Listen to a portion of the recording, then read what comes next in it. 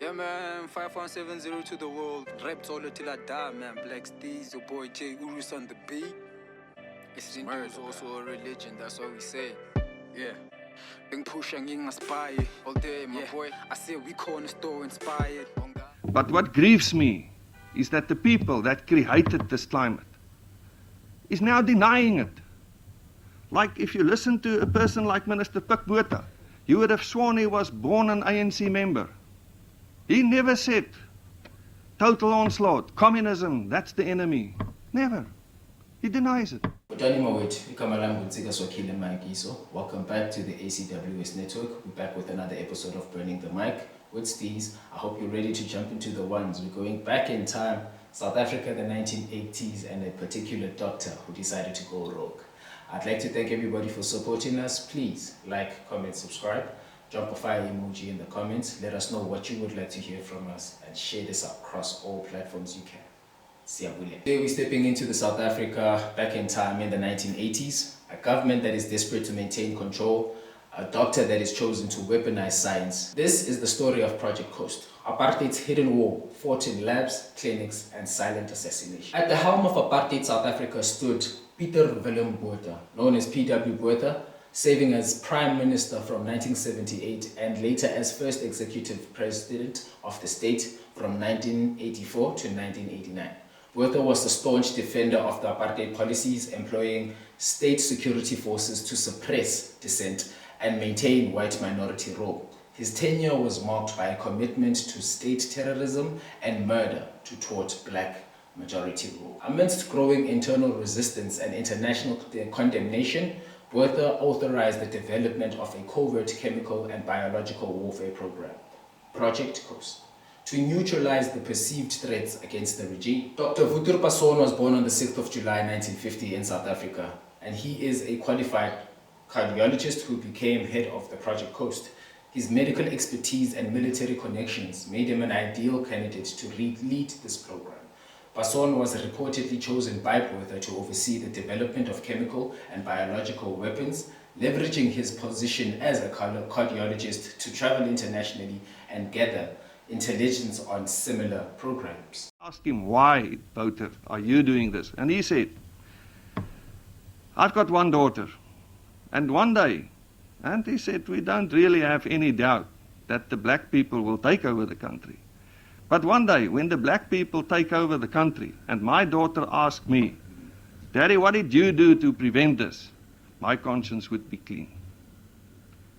And I must admit, that was the psychosis which prevailed. This is off the top of my head. I know of Joseph Mengele, who was accused of doing the same things, and he evaded for many years before he was apprehended. Under Basson's leadership, Project Coast expanded its operations. It established front companies and front research facilities to develop a range of chemical and biological agents aimed at use against anti-apartheid activists and other perceived enemies of the state. The plans to contaminate medication used by President Nelson Mandela at Pollsmoor with the untraceable heavy metal poison thallium.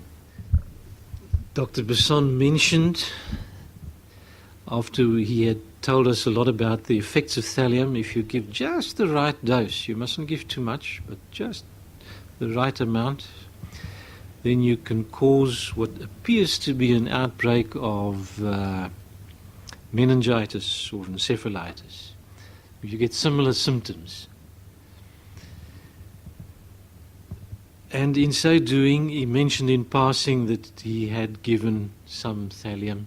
We said we had given some thallium to Steve Biko. To conceal its business, the Project Coast operated through several companies that were fronts, including Roodeplaat Research Laboratories, Delta G Scientific Company, and Protechnic and Infidel. Roodeplaat Research Laboratories was established in 1983 and was located north of the Roodeplaat Dam near Pretoria.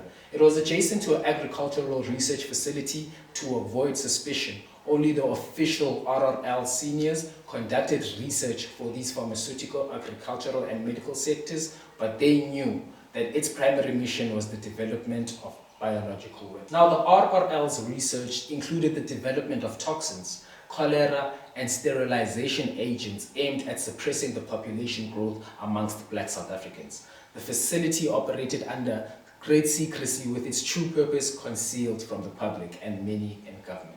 The other brief was, and very, very important one, was to develop a product to curtail the birth rate of the black population in the country. Could you tell us a little bit more about this? Who asked you to develop this product? The person that directly instructed us or asked us to do this was Dr. Basson. Now, Project Coast's aim of attack was not just limited to the laboratories. It was also developing methods to deliver these toxins covertly. Apart from the contaminated beverages, you had toxin-laced clothing. Garments were treated with lethal substances to harm or kill those who wore them. Chemical agents in cigarettes and cosmetics. I mean, everyday items were weaponized to facilitate these undetectable assassinations. Chikani says he fell gravely ill 3 more times until blood tests revealed that he had been poisoned. We knew that there were laboratories in South Africa that were producing this stuff. There were 3 laboratories, and Basson was directly involved. They produced those chemicals. Many people died mysteriously, and nobody has talked about it. Nobody takes it seriously. My body began to shake and shivering when it was so hot. And at one stage, I asked the driver, stop, and walked out and threw out. And from there, I couldn't walk. They had to really carry me into the car. These goods now were distributed through various institutions, through military channels and covert operations targeting anti-apartheid activists and communities that were perceived as threats to the regime. Specific cases include the distribution of poisoned beer, cigarettes to the activists, as well as plans to contaminate the water supplies in squatter camps, although the detailed records of these operations remain classified or they were completely disturbed. Following the end of apartheid in 1994, Dr. Wouter Basson faced legal scrutiny for his role in Project Coast. His trial began on the 4th of October 1999, where he faced 67 charges, which were inclusive of murder, drug trafficking, and fraud. The prosecution brought forward 153 witnesses, but the state still found that there were jurisdictional limits. The court dismissed charges that happened outside the country, as they said they don't have jurisdiction in those countries. They cited fragmented evidence. The court found against him and in favour of the TRC, and the hearing went ahead. But the hearing then, we only had 12 hours left, during which the TRC was legally mandated to hold hearings of this nature. So there were 12 hours remained, and most of that time was taken up with legal argument, technical argument. But Dr. Basson didn't even wish to put his military rank on record. So in my view, he was not a truthful witness. And neither was he somebody who was willing to come forward and talk about what he did. And even when there were revelations about what he actually got up to, there was just not a sense of remorse. I got the feeling when I walked away from the hearing that here you were dealing with somebody who was absolutely amoral. Dr. Basson was acquitted on the 22nd of April 2002 of all the remaining charges after all those that were redacted. The state's appeal was denied and no retrial was ever ordered. Judge Willie Hartzenberg, who was accused of being grossly biased towards Basson, gave the state's case a major blow when he withdrew 6 of the 8 conspiracy to murder charges because he said Basson couldn't be prosecuted in South Africa for crimes committed on foreign soil. These included crimes committed in Namibia during the border wars, like the poisoning of 200 SWAPO prisoners of war.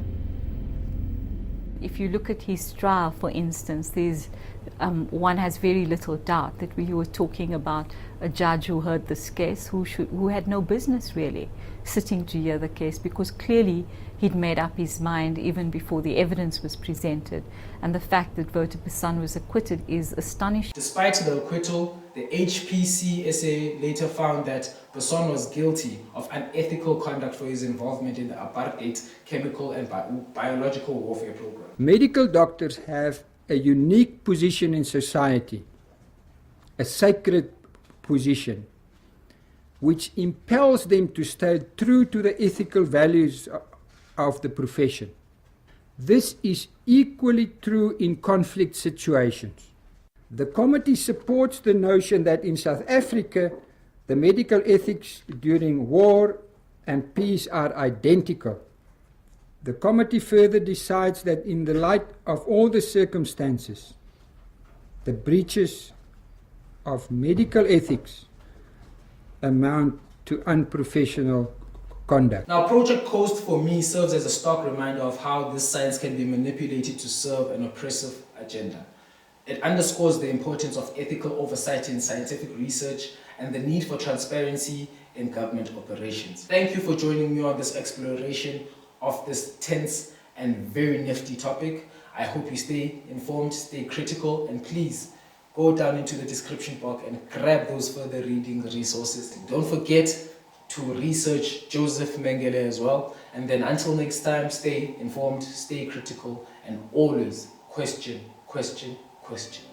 Diabule. Yeah, man, 5170.